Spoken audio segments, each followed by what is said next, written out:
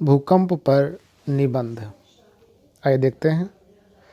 भूकंप एक ऐसी प्राकृतिक आपदा है जिससे बच पाना बहुत कठिन होता है, क्योंकि भूकंप का अभी तक पूर्वानुमान नहीं लगाया जा सका है। यह 24 घंटे में कभी भी किसी भी समय आ सकता है, जिस कारण से यह और भी नुकसानदायक सिद्ध हो गया है। आज तक आए समस्त भूकंप ने न जाने कितने लोगों की जान ली है। भूकंप न सिर्फ पर्वतीय क्षेत्रों में बल्कि यह मैदानी क्षेत्रों को भी प्रभावित करता है। यह विनाशकारी प्राकृतिक आपदाओं में से एक है। इसमें प्रभावित क्षेत्र की जमीन हिलने लगती है, जिससे कमज़ोर इमारतें गिर जाती हैं।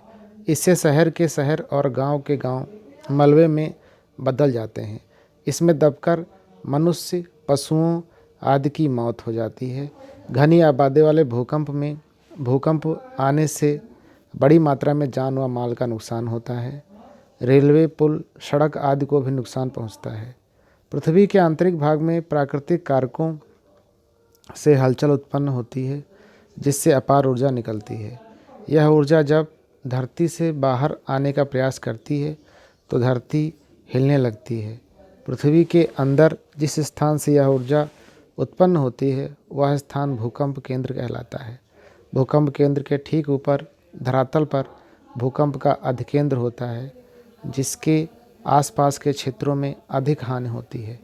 भूकंप संवेदी क्षेत्रों की पहचान करना, संवेदनशील क्षेत्रों में भूकंप की घटनाओं के प्रति नागरिकों को जागरूक करना आपदा से पहले के कार्य होते हैं।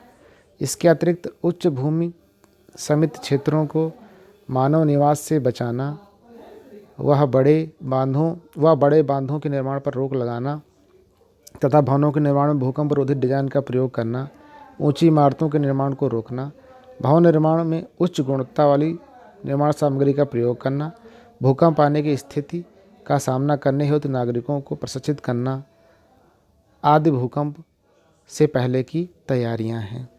भूकंप आने के पश्चात और भूकंप के दौरान क्या क्या तैयारियां की जाती हैं, इसकी भी विश्लेषण आवश्यक हो जाता है। भूकंप के दौरान किसी मजबूत वस्तु जैसे मेज, तख्त आदि के नीचे बैठना, कमरे के कोने पर खड़े होना, भूकंप के दौरान सीढ़ी से नीचे उतरना और लिफ्ट का प्रयोग न करना, बिजली का मुख्य स्विच बंद कर देना, खुले स्थान की तरफ जाना और हड़बड़ी आदि न करना, यह आपदा के दौरान किए जाने वाले कार्य हैं। आपदा के पश्चात मलबे में दबे हुए लोगों को खोजकर बाहर निकालना तथा उनका उपचार करना, प्रभावित लोगों हेतु कपड़े, भोजन व शुद्ध पेयजल तथा दवाओं की व्यवस्था करना, प्रभावित लोगों के पुनर्वास की व्यवस्था आदि करना भूकंप आने के पश्चात के कार्य हैं। गुजरात राज्य के भुज में 26 जनवरी सन 2001 तथा हाल ही में अप्रैल 2015 में नेपाल में आए भूकंप से अपार जनधन की हानि हुई थी। भूकंप की उत्पत्ति पृथ्वी की प्लेटों के किसी भाग में असंतुलन उत्पन्न होने से होती है।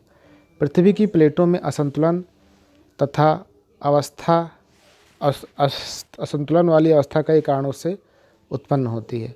ज्वालामुखी विस्फोट के कारण या महाद्वीपों, महासागरों के संचरण के कारण या फिर अन्य बलों के कारण या मानव निर्मित जलाशयों के द्वारा या बमों के विस्फोट के द्वारा भूकंप आने की संभावना रहती है। भूकंप की तीव्रता का मापन सिस्मोग्राफ द्वारा रिक्टर मापक के आधार पर किया जाता है। इस मापक की रचना चार्ल्स अफ्रीका ने 1935 ईस्वी में की थी। रिएक्टर मापन पर अंकित अंक को भूकंप की तीव्रता एवं परिमाप को इंगित करते हैं। यह 0 से 9 के बीच होते हैं। भूकंप से होने वाले वास्तविक स्थिति तब प्रारंभ होती है जब उसकी हानि की वास्तविक स्थिति तब प्रारंभ होती है जब उसकी तीव्रता रिएक्टर मापक पर 5 या उससे अधिक होती है। जब आने वाले भूकंप की तीव्रता 8 या उससे अधिक होती है तो इससे बहुत अधिक विनाश होता है। अन्य प्राकृतिक आपदाओं की तुलना में भूकंप अधिक खतरनाक एवं विनाशकारी होते हैं।